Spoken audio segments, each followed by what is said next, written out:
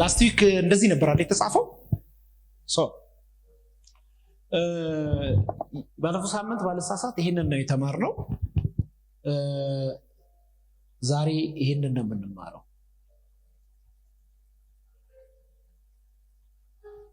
በቅድስና ልምምድ የአማኙ ድርሻ። በቅድስና ልምምድ ውስጥ የአማኙ ድርሻ። እስካሁን የጌታን ድርሻ ነው እያየን የመጣ ነው። ዕብራውያን ምዕራፍ 12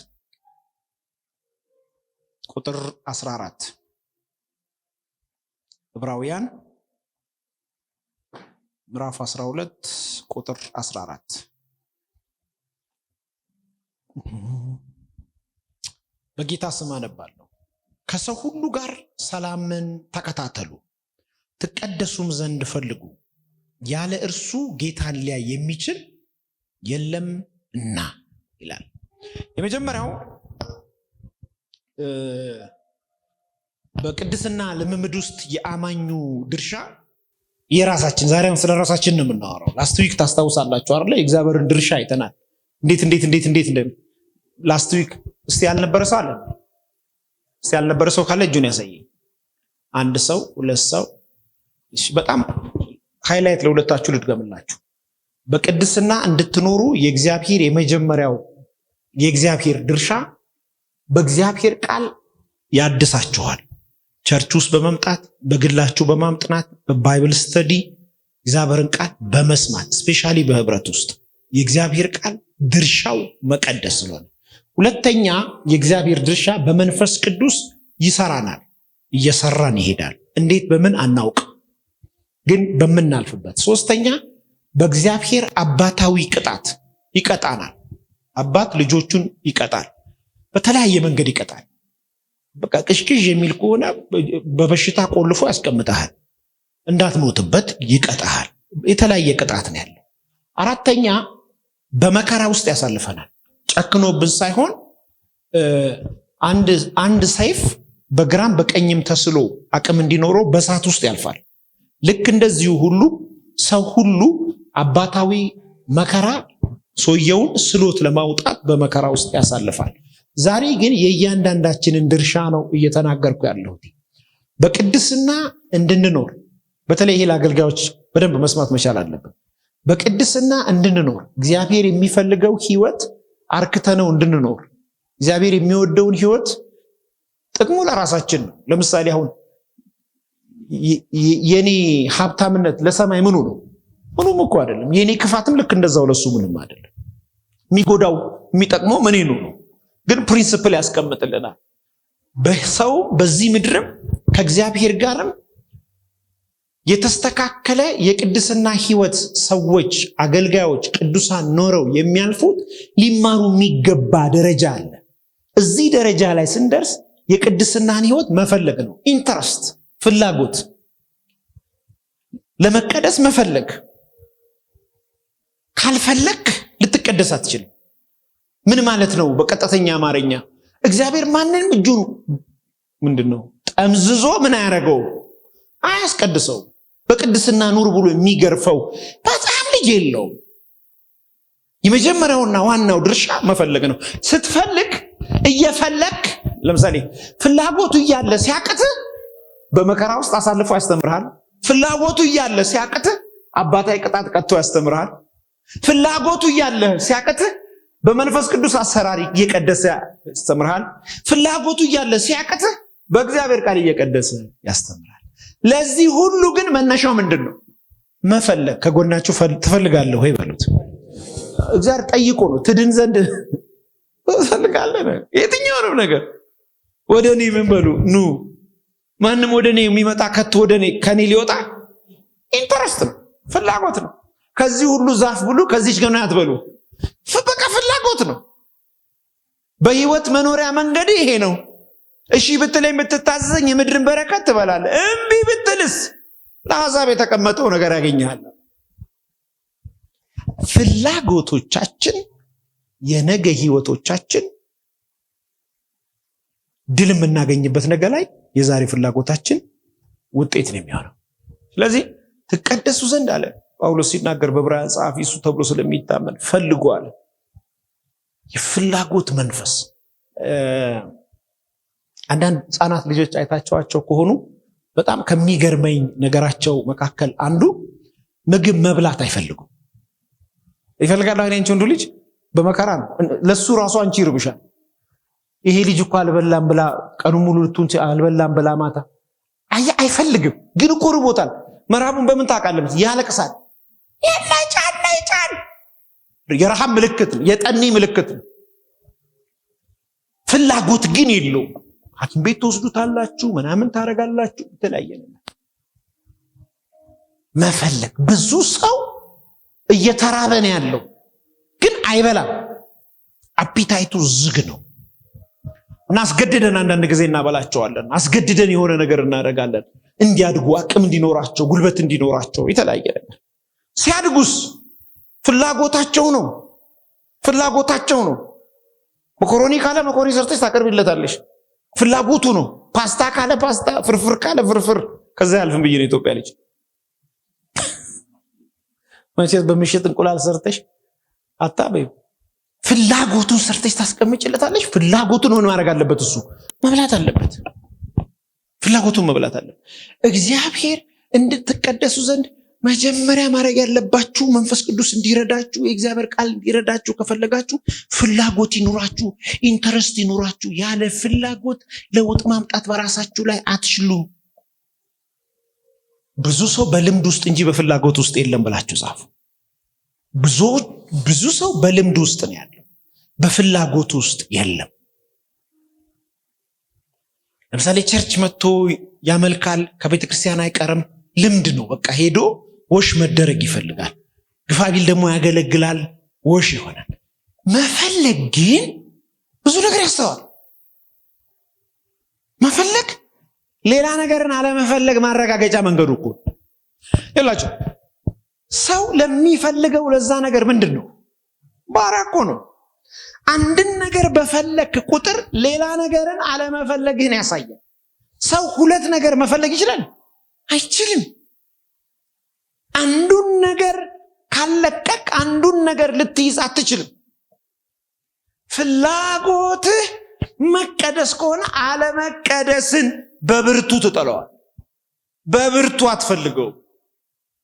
እሺ፣ ማንም እስራኤላዊ በንጽህና ለመኖሩ ምልክት በሰባተኛው ቀን ምን ይባል? ይገረዝ አለ። ሁለተኛው ትውልድ ምድረ በዳ ከቀረው በኋላ ያለው ኢያሪኮ ፊት ያለው ህዝብ አድጎ አልተገረዘም። እግዚአብሔር ታምራት ያደርግለታል፣ አልተቀደሰም። ይሄ ህዝብ አለ አልተለየም አለ። አልተለየልኝምና ከዚህ ህዝብ ጋር አልሰራም አለ። እንዳይመለሱ 40 ዓመት ወደ ኖሩበት ከተማ እንዳይመለሱ ዮርዳኖስ እንደገና ጉዞ ጀምሯል። በታምራት የተመለሱት እንዳይቀጥሉ ኢያሪኮ ዝግናት፣ ከኢያሪኮ የሚወጣ የሚገባም አልነበረም። መካከል ላይ ቀሩ እና ካንተ ጋር እንድንቀጥል ምን እናድርግ ስል ትፈልጋላችሁ ያለ። አዎ እንፈልጋለን። ተገረዙ አይልም። ይኸውልህ የ40 ዓመት ሰውዬ ቀሚሱን ብድግ አድርጎ አስበዋል። እንደ 7 ዓመቱ እኮ እንደ ቢቢሹ በመቀስ በመላጭ አይደለም፣ በመጥረቢያ ነው። የሆነ ሰው እየበራለት ይመስለኛል።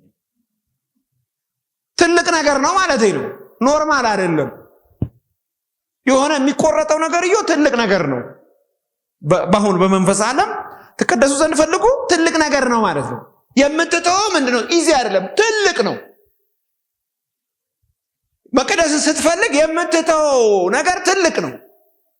በምላጭ የሚቆረጥ በመቀስ የሚቆረጥ አይደለም፣ በትልቁ ነው የሚመጣው። ተስማምተሻል? ዛሬ ምሽት ይምጣ። አልተስማማችሁ፣ ፈራችሁ መሰለኝ። ከከባድ ነገር ነው የሚነጥልህ። በጣም ዋጋ ከከፈልክበት ነገር ነው የሚነጥልህ። የረጅም ዓመት ልምምድ ከሆነ ነገር ነው የሚነጥልህ። እንዴት በቃ አነሳዋለሁ የምትለው ነገር የሚከብድ ግን እግዚአብሔር እንዴት እስቲ እናየዋለና። በሰባተኛው ቀን ነበር ስገርዘኝ የነበረው። አሁን እኔ 50 ዓመት ሽማግሌ 40 ዓመት ሽማግሌ ምን ታረጋኛለህ? ባልጩት አለኛል።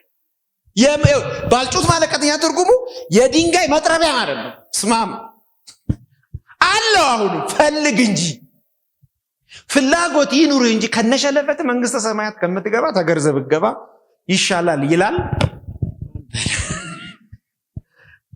አንጠልጥለህ ዝም ብለህ ከምትሄድ የእግዚአብሔር መና እየበሉ ሰው የእግዚአብሔር ልብስ እየለበሱ የእግዚአብሔር ከተማ እየኖሩ ዳመና ሆኗቸው ፀሐይ ሆኗቸው ተአምራት ሆኗቸው እያንጠለጠሉ ነው የሚሄዱት።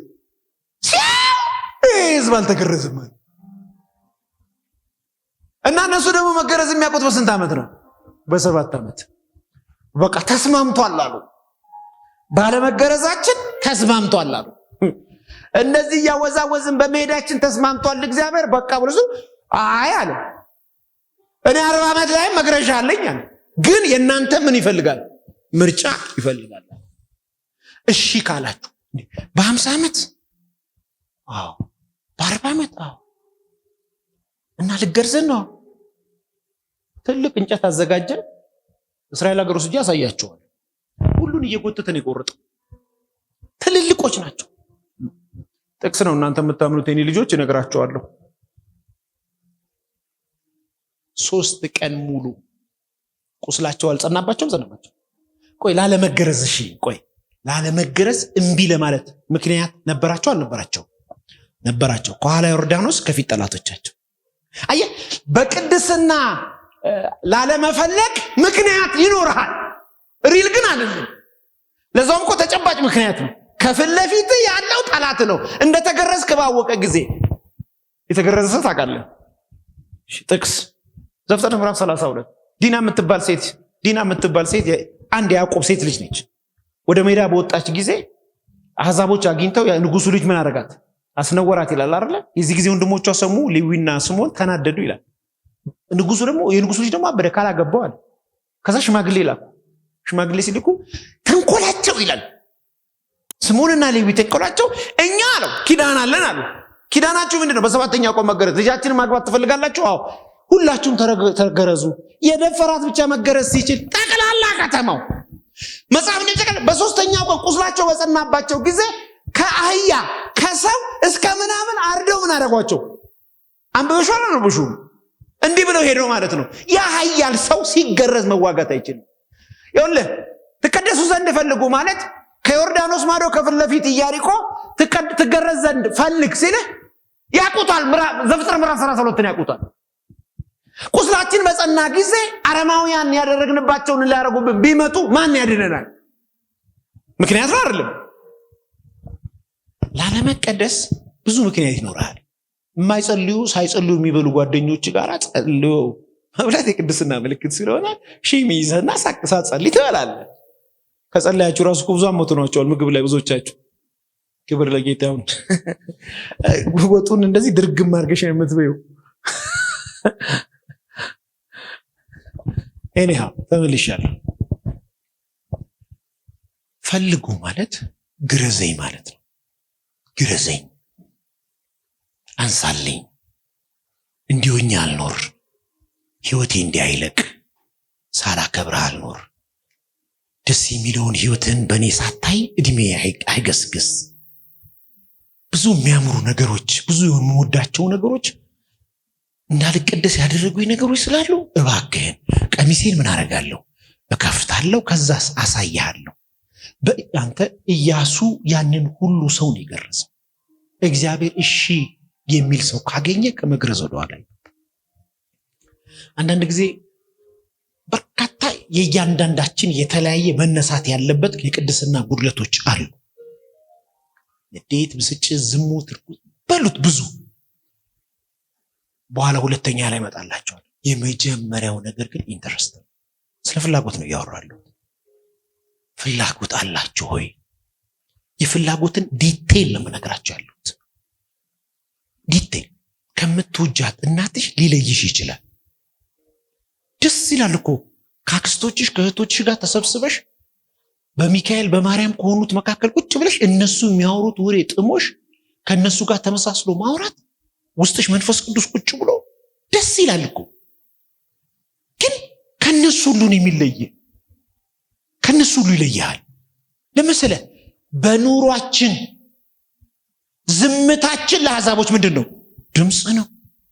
እንደ ትናንትናው ከነሱ ጋር ማንስ ከሆነ ድምፅ ነው። ተቀይረሻል አንቺ ቸርች ብለሽ ተቀደሱ ዘንድ ፈልጉ ብሏል። በንግግራችን፣ በአስተሳሰባችን፣ በእያንዳንዱ ነገራችን ተለይተናል። ታያለሽ ነው ምን ሳትናገር ራሱ ያዩዋል እንጂ ይሄ መልክ ከየት መጣ ትባላለህ። ዝምታ ወርቅ ነው ተብለሃል። ወርቅ በጠፋበት ሀገር ትባላለህ። ተረባ ይመጣብሃል። መካከላችሁ ሆነ ልዩ ትሆናል። በንግግር ልዩ ትሆናል። በውሎ ልዩ ትሆናል። በፊት የምትነካውን አትነካም።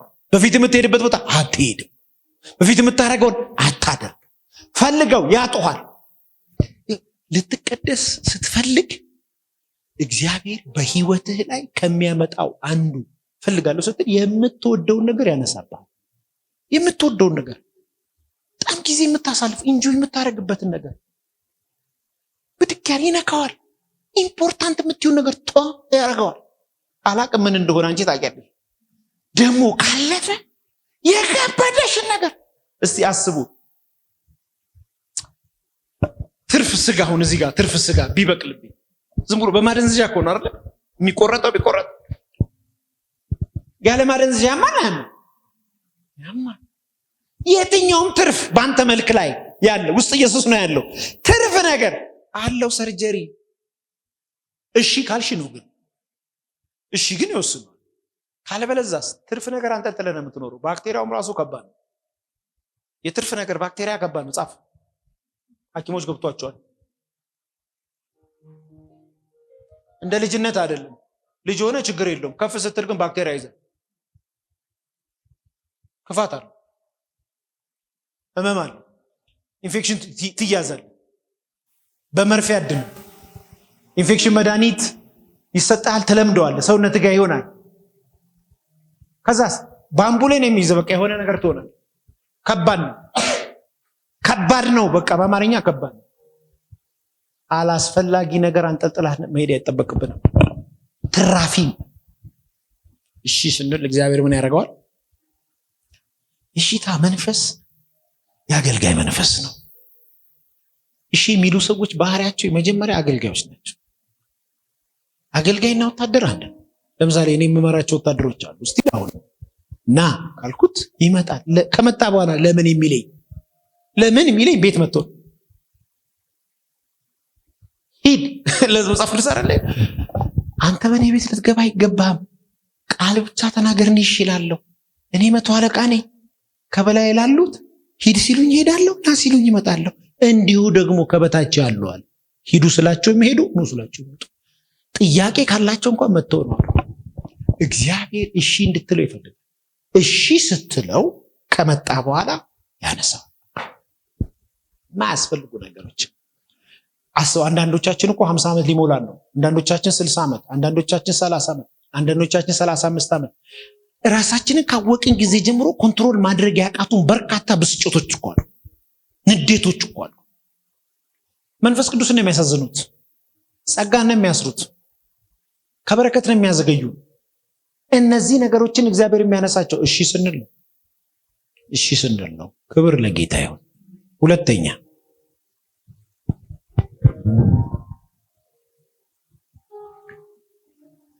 አካልን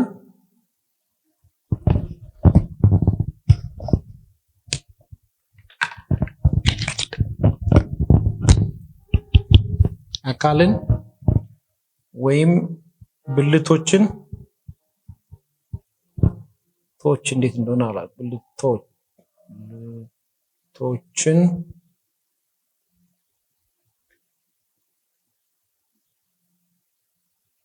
ለእግዚአብሔር ማቅረብ ቅዱስ አድርገው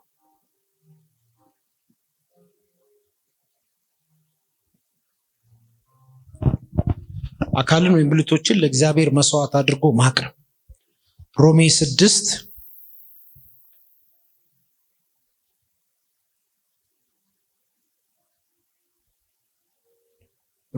6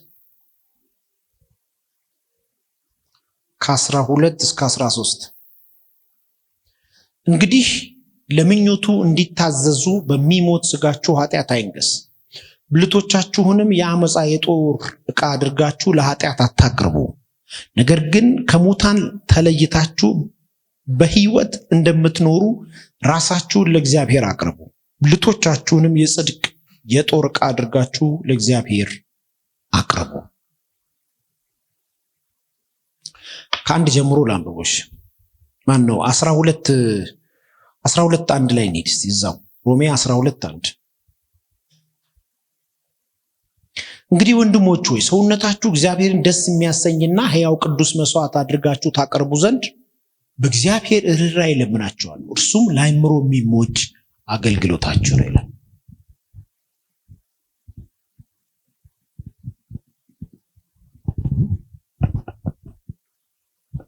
አካሎቻችሁን ይላል። አካል ማለት ሁሉ ነው። አካል ስንት ብልት አለው? የዶሮ ስንት ነው? 12 ነው አይደል? የሰው ብዙ አካል አለ። መዘርዘር ስላቃተው አካሎቻችሁን ወይም ደግሞ በቅንፍ ውስጥ ብልቶቻችሁን ለእግዚአብሔር ማቅረብ ሕያውና ቅዱስ መስዋዕት አድርጎ ማቅረብ የአማኝ ድርሻ ነው። ጻፍ።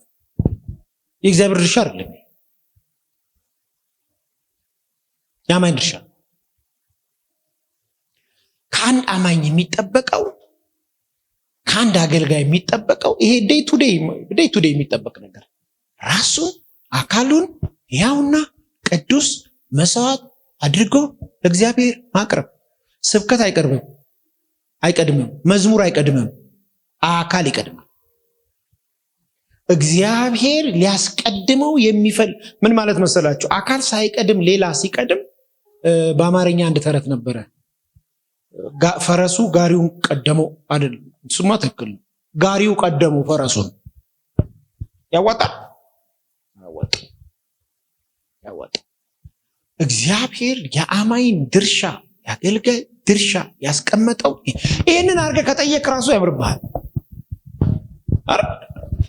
ይህን እኮ አድርገው የቀረበዋል። እኛ ሁሉን ትተን ተከተን ራሳችን ምንድን ነው የምንሆነው አላቸው። ዮሐንስ ሁሉን ትቶ ተከተለኝ። ሁሉን ትቶ እነ ኤልሳ ሁሉን ትተው ነው የተከተሉት። እና አብርሃም ሁሉን ትተው። አብርሃም እኮ እንደውም አንድ ጊዜ በጣም የሚገርምህ ነገር ምን ብሎ እግዚአብሔር ጠይቀው፣ እስቲ መስዋዕት እፈልጋለሁ አለ። የምን መስዋዕት? የልጅ አለ። አካሉን አሪስጠው አካሉን ያቀረበለት። እያንዳንዳቸው አገልጋይ በመጽሐፍ ቅዱስ ውስጥ የተሳካላቸው አገልጋይ አካላቸውን ለመስዋዕትነት አሳልፈው ያቀረቡ ናቸው። በዚህ ምድር ላይ ስንኖር ረት ካላረድ ነው ይሄን ስጋ ከዚህ ስጋ አለ ጳውሎስ ማን ይለየኛል አለ። ከባድ ነው። ማን ይለየኛል? ነገር ግን ትፈልጋላችሁ አለው። የአማኝ ድርሻ አዎ ስንለው ራሳችሁን ሕያውና ቅዱስ መስዋዕት አድርጋችሁ መስዋዕት ላይ አቅርቡታል። ሰዋው አለ። ብዙ ይህ ትርጉም አገልጋዮች አልገባቸው። እኔ ላስረዳችሁ።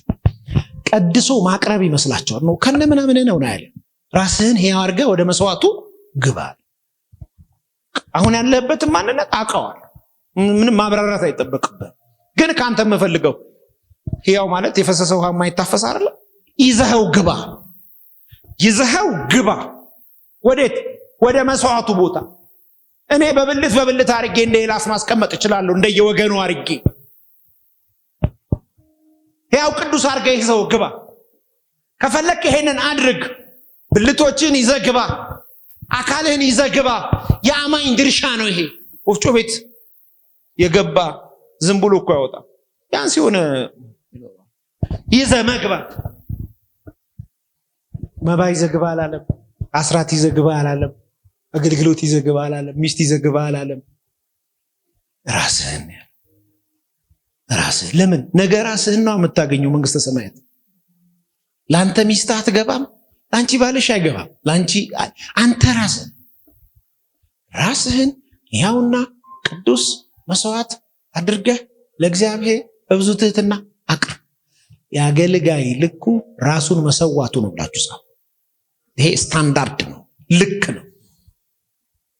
ራሱን ያልሰዋ አገልጋይ ሌላ ነገር ነው የሚሰዋው። የዚህ ትምህርት ባለቤት ያልሆነ አገልጋይ፣ ራሱን ለመሰዋት ያልተዘጋጀ እውነተኛ እረኛ ይላል መጽሐፍ፣ ነፍሱን ስለ ወዳጆቹ ያኖራል ይላል፣ ይሰዋል ይላል።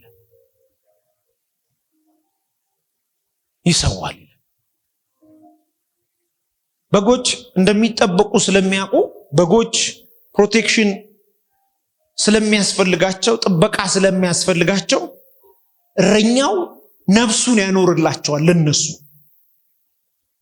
ያኖርላቸው። እዚህ ያለ ሰው ሁሉ እረኛ ነው። በነገራችን ላይ ውጪ ይላሉ የሚኖሩት እኮ እኛ ስላለን ነው። ቤተክርስቲያን ስላለ ቤተክርስቲያን ከሌለች በኋላ እኮ አጋንንት ሞቶ ነው የሚገባባቸው። አሁን እኮ መንፈስ ቅዱስ እኮ በምድር ላይ በጣም በጥንቃቄ እኮ ባቡሩን በትክክል ለሚሄደው መንገዱን እያለ ፕሌኖች አይጋጩም። ሆሊ ስፒሪት እኮ ስላለ በሰው እውቀት ብቻ እኮ የሚሆን አይደለም። ሰው ስራ ወጥቶ ይገባል። ሰው ብዙ ዓመት ኖሮ አግብቶ ወልዶ ይሄ ሁሉ የመንፈስ ቅዱስ ስራ ቤተክርስቲያን ስላለች እኮ። ከሌለችስ በዘንዶና በሐሰተኛው ክርስቶስ በኩል ነው የሚሰራው። የእነዚህ ሰዎች በደህና እንዲያድሩ ነው እኛ ያለ ነው። እኛ ራሳችንን ሕያው አድርገን እንደመወጣ ቀጠር እነሱ ወደኛ ይመጣሉ። ክብር ለጌታ ይሁን። በህይወታችሁ ነገ ላይ የማትጸጸቱበትን ቀናት እንዲያጋጥማችሁ ዛሬ ልንሰዋ የሚገባውን የገዛ ራሳችንን መስዋዕት ያለ ስስት ለእግዚአብሔር ልናቀርብ ይገባል። እግዚአብሔር የሚያሸተው የከበረ መስዋዕት የግለሰብ የራስ መስዋዕት ነው። ወደ ሰማያት ሰንጥቆ የሚገባው እንከንና ጥያቄ የማይነሳበት የማንነት መስዋዕት ነው። ራስህን ልቶችህን ሕያውና ቅዱስ መስዋዕት አድርገህ ስታቀርብ ሰይጣን ይበሳጫል፣ ዓለም ትበሳጫለች፣ ስጋ ያማዋል፣ ይበሳጫል፣ ሰይጣን ተስፋ ይቆርጣል። ቶማስን አንድ ጊዜ ህንድ ሀገር ወንጌል እየሰበከ አገኙት። ኢየሱስ ክርስቶስ እሱ የእግዚአብሔር ልጅ እንደሆነና ጌታ እንደሆነ በክርስቶስ ኢየሱስ የሚያምን ብቻ የዘላለም ሕይወት እንደሚያገኝ ወደ አንድ መንግስት መግቢያ ክርስቶስ እንደሆነ ለህንዳውያን ነገራቸው። እነሱ ደግሞ አልተቀበሉትም። እንደ ልማዳቸው እጅና እግሩን አስቀምጠው እንጨት ረብርበው አቃጠሉት። ትክዳለህ? አክድም አሉት። አልክድም አላቸው። የሞተ ሰው ሞትን ይፈራል? በመንፈስ ቅዱስ የነደደ ሰው የሚነድ እሳት ይፈራል? ያላቸው ራስህን ከሰዋኸው አትገኝም። ጴጥሮስን አግኝተው ሊሰቅሉት ፈለጉ። በመስቀል የተሰቀለ የተረገመ ይሆናል ኖ አላቸው። እንደዚህ እኮ ሲሰቀል ያየሁት ጌታዬ ነው አላቸው። እኔን ዘቅዝቁኛል፣ ራሴን ቆየዋል። ራሱን ያልሰጠ ሰው እንደ ጴጥሮስ ነው የሚሆን። ከጴጥሮስ ላይ ታችሁ አትዩት። ጴጥሮስ 4 አይነት ጴጥሮስ እንዳለ ታውቃለህ? አይ ቲንክ 3 አይነት። የካደ ጴጥሮስ አይደል? የሰበከ ጴጥሮስ፣ የሞተ ጴጥሮስ። ቢገርም እኮ ናቸው። የካደው ጴጥሮስ ራሱን ሕያውና ቅዱስ መስዋዕት አድርጎ ስላልሰጠ አንተ ከሱ ጋር አልነበርክም። እሱን ይመስላል ንግግር ምናምን የሚነስል ኖ ዶሮ ሳይጮህ 3 ጊዜ ካደው። ራስህን ካልሰዋ ለራስህ ነው የምትኖረው። በአንድ ማሊያ ደግሞ 2 ቡድን መጫወት አይቻልም። ግዴታ አንድ ማሊያ በአንድ ቡድን ነው። ብዙ ነገር የራቀን ብዙ ነገር የከበደን እኔንም ጨምሮ ነው የምነግራቸዋለሁ። ብዙ ነገር ላይ ሩቅ የሆንበት ምክንያት ዋናውና አንዱ ለራሳችን ስላልሞትን ነው፣ ስላልሰጠነው ነው፣ ለጌታ ስላልሰጠነው። የተሰጠ መስዋዕት የሆነ ብልት መስዋዕት የሆነ አካል በሙላት ያስብበታል። እግዚአብሔር በሙላት ይነካበታል፣ በሙላት ይሄድበታል፣ በሙላት ይናገርበታል፣ በሙላት አይምሯችን ውስጥ ገብቶ ያስባል፣ በሙላት ያይብናል። አንዳንዶቻችን በአካሎቻችን ወይ ለእግዚአብሔር ነው የምንሰራው፣ በአይኖቻችን ሌላ ነገር ነው የምንሰራው። የሆነ ድርሻ እያለን ያለ ጌታ ደግሞ ሙሉ ነገራችንን ይፈልገዋል። ይሄ የአማኝ ድርሻ ነው። በግል የምንጸልየው ህይወት ነው። በቤታችን፣ በኑሯችን፣ በአገልግሎታችን፣ በእያንዳንዱ ነገራችን ላይ ለውጥ ማምጫ ብቸኛ መንገዱ ራስን ሕያውና ቅዱስ መስዋዕት መቼ ሁሌ መሽቶ ሲነጋ ሁል ቀን። ህይወት የሚለወጠው ከዚህ ነው። ብዙ ሰው ህይወቱን ገንዘብ የሚለውጥ ይመስለዋል። ዘመድ ሲያገኝ የሚለውጥ፣ አሜሪካን ሲገባ፣ ውጭ ሀገር ሲሄድ ህይወት የሚለወጠው አካልህን ብልቶችን ለእግዚአብሔር ሕያውና ቅዱስ መስዋዕት ይህን አድርገው የሚገርማችሁ ነገር የከበሩ እንጂ የተረፉ በመጽሐፍ ቅዱስ ውስጥ የሉ። ናቡከደነጾር ያቆመው ምስል እኮ ሰው ሁሉ ሲንበረከክ ፈርቶ 7 እጥፍ ሆነው የገቡ ሰዎች ኦልሬዲ እኮ ሞተዋል። ኦልሬዲ እኮ ሰዎቹ ሞተዋል። እኛ ነው ጉልበታችን ለዚህ ላቆምኩ ምን አይልም፣ አይሰግድም። ሕያው አድርገን ሰውተነዋል። ኦልሬዲ ለእግዚአብሔር ተንበረከከን። እኛ በክርስቶስ ተንበርክከናል እኮ በዛ ውብ ጌታ ተንበረከከን። ይሄ ያንበረከከን ጉዳዩን ፖለቲካ ኬዝ አታርገው። 1000 ዓመት ንገስ። ላቆምከው ምስል ግን ምን አንልም፣ አንሰግድም። ኦልሬዲ ጉልበታችን፣ አካላችን፣ ብልቶቻችን ለሱ ተንበርክከዋል። ሕያው ቅዱስ መሆኑን ቀርበዋል፣ ገብቷል መንግስተ ሰማይ ውስጥ። እያሸተታቸው ናቸው ያሉት፣ እያከበራቸው ነው ያሉት፣ እሱ እየወደዳቸው ነው ያሉት። ከዛ አምጥተን ገጥመን እንደገና እንበርከከበት አይሆንም። ይሄማ ያለበለዚያ እሳት ውስጥ ገባላችሁ። ምርጫችን ነው አሉ። እሳት ውስጥ መግባት ያስደንቃል። ከዚህ በላይም ቢሆን እንገባበታለን። እንዳሉት ይሁን ምርጫቸው ብሎ እሳት ውስጥ ሲገቡ እሳቱ አላቃጥልም ብሎ የዛን ቀን አፍ አይከፍትም። አላቃጥልም፣ ኃይሉን ጠፋበት። ለምን እንደዚህ ሲባል እነዚህ ሰዎች ከሰዓቱ መልስ ጠቅላይ ሚኒስትር ይሆናሉ አለ። የአውራጃው ሹም ቺፍ ሚኒስትር እኮ ነው የሆኑት። እንደዚህ አሁን ዋና ሚኒስትሮች እንደሚባሉት ከንጉሱ ቀጥሎ በሚኒስትር ደረጃ ነው የተመደበ። ከየት መልስ? ከሰዓት መልስ። ዮሴፍ ከየት መልስ ነው ጠቅላይ ሚኒስትር የሆነው? ከእስር ቤት መልስ። ዳዊት ከየት መልስ? ከስደት መልስ። ኢየሱስ ከየት መልስ? ከሞት መልስ። እያንዳንዳቸው የከበረ ነገር ውስጥ የገቡት ከመልስ ነው። ራሳቸውን ሰጥተው፣ አካላቸውን ሰጥተው፣ ብልቶቻቸውን ሰጥተው፣ አንተ አስብበት፣ አንተ ይበት፣ አንተ አሽትበት፣ አንተ ተናገርበት፣ አንተ ንካበት፣ አንተ ሂድበት ብለው። ክብር ለጌታ ይሁን።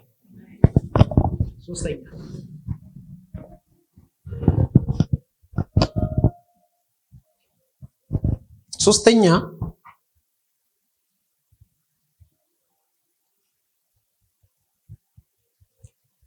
ለቃሉ መታዘዝ፣ ለእግዚአብሔር ቃል መታዘዝ ወይም ደግሞ መታዘዝ ለቃሉ ማለት ትችላላችሁ።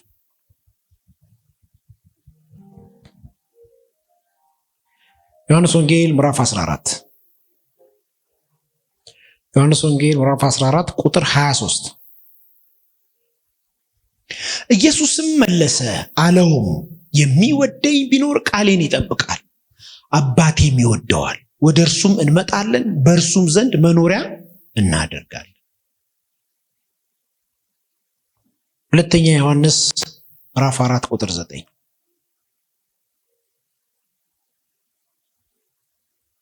ሁለተኛ ዮሐንስ ምዕራፍ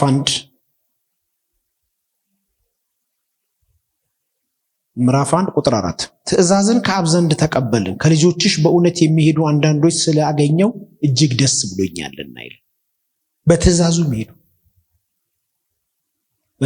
የሚሄዱ አንዳንድ ልጆች አገኘሁኝ። የሚወደኝ ቢኖር ግን አለ ቃሌን ምን ይላል? ይጠብቃል። እግዚአብሔርን ቃል ለመጠበቅ ትፈልጋለህ ወይ በሉት አብሯቸው ያለው ሰው።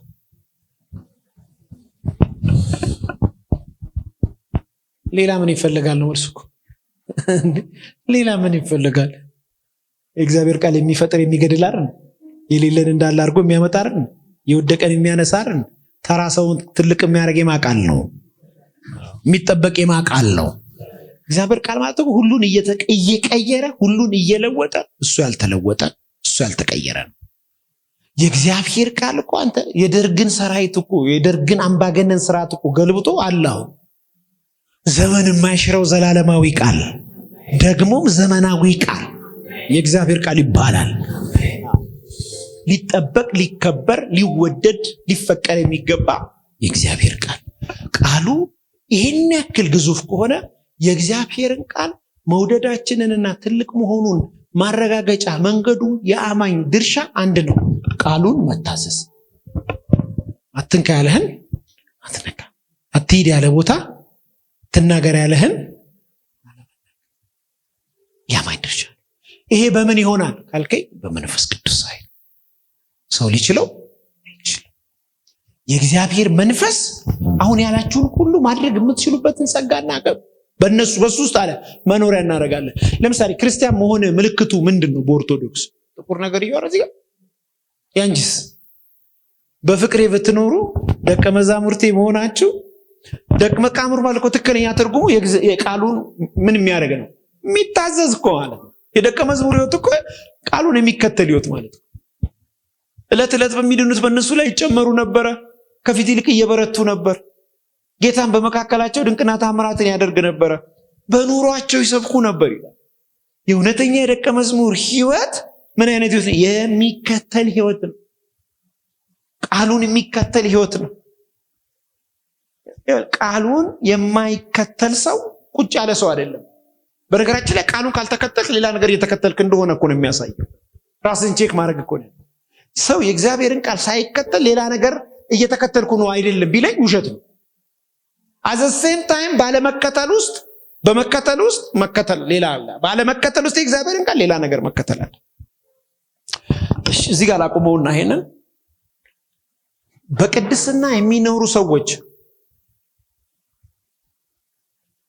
በቅድስና የሚኖሩ ሰዎች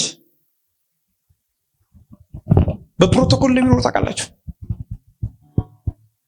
ደግሞ በቅድስና የሚኖሩ ሰዎች በፕሮቶኮል ነው የሚኖሩት። ፕሮቶኮል በቅድስና የማይኖሩ ሰዎች በፕሮቶኮል ሲኖሩ ካያችኋቸው እያስመሰሉ ነው። በቅድስና የሚኖሩ ሰዎች በፕሮቶኮል ሲኖሩ ካያችኋቸው በጨዋነት እየኖሩ ነው፣ በህይወት እየኖሩ ነው።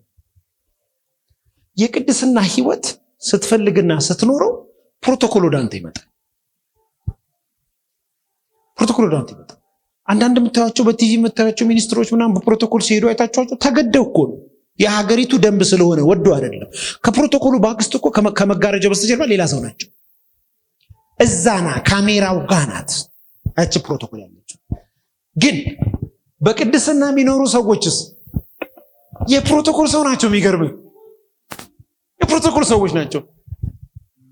በጣም የፕሮቶኮል ሰዎች ናቸው። በሰፈር በመስሪያ ቤት በእያንዳንዱ ቦታ ፕሮቶኮላቸውን የጠበቁ ናቸው። ፕሮቶኮል እኮ አለባበስ ብቻ አይደለም፣ የኑሮ ስታይልም ነው። የማይጥማቸው ቦታ አይገኙ። እልም ያለ መናጢ ዳ ሆኖ አይገኙ። በጌታ ልንገራቸው፣ መርዶክዮስ በደጅ የሚቀመጣል። በቅድስና የሚኖር በፕሮቶኮል ነው የሚኖረው። ለአማ አይሰግድም።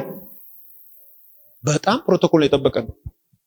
በቅድስና የሚኖሩ በፕሮቶኮል የሚኖሩ ሰዎች ናቸው። በፕሮቶኮል የሚኖሩ ሰዎች ቤታቸው በፕሮቶኮል የሚኖሩ እንዴት መንፈስ ቅዱስ ፕሮቶኮላቸውን እንደሚያስጠብቅላቸው ነገራቸው አልችልም። እንዴት እንደሚመራቸው አታውቁ። ያላቸውን ልብስ ዝንጥ አድርገው ለብሰው ነው የሚኖሩት። በፕሮቶኮል ነው። አካባቢ በመስ አሁን እኔ ትውልድ አካባቢ ተወጣ በቅድስና አካባቢ በፕሮቶኮል ትኖራለህ። ሽርጥ አድርገህ ነጠላ ጫማ አድርገህ ዛሬ ያንተ ሽርጥ ይለያል። ፕሮቶኮል ነው። ኬርለስ መሆን በቅድስና ያለ መኖር ምልክት። ጻፍ። የማይደገም ህይወት ነው የጀመርከው። በትኖረው ህይወት እኮ የማይደገም አንዴ ነው የምትኖረው። በፕሮቶኮል ነው የምትኖረው። በፕሮቶኮል ነው። በማይደገም ትናንትና ውስጥ ለምን ታባክነዋል? የፕሮቶኮል ህይወት የቅድስና ህይወት ነው። ለምሳሌ ፕሮቶኮል ህይወት ሆሊነስ ፕሮቶኮል አለው። ንጽህና የፕሮቶኮል ህይወት ነው። ፕሮቶኮል ብቻ ያላቸው ሰዎች፣ ሆሊነስ የሌላቸው ቅድስና የሌላቸው ሰዎች ልምምድ ውስጥ ናቸው ያሉት፣ እያስመሰሉ ናቸው ያሉት እንጂ አይደሉም።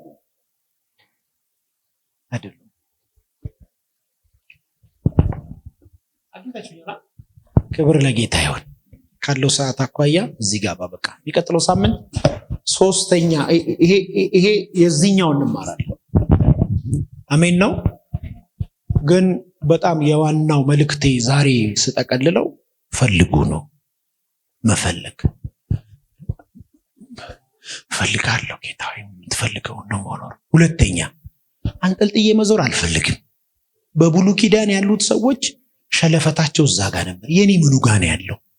እባክህ በመጋዝም በባልጩትም በሰይፍም እባክህ ራስን መስጠት። ይህን አገልግሎት ለመደገፍ ከስር ባስቀምጥነው የባንክ አካውንት እንድትጠቀሙና የወንጌልን ስራ አብራችሁን እንድትሰሩ እያልን ዩቲዩብ ቻናላችንን ሰብስክራይብ በማድረግ ፌስቡክ፣ ኢንስታግራም እና ቲክቶክ አካውንታችንን ፎሎ በማድረግ የጌታን ስራ እንድትደግፉ ጥሪ እናቀርብላችኋለን። ለበለጠ መረጃ በእነዚህ ስልኮች ተጠቅመው ይደውሉ።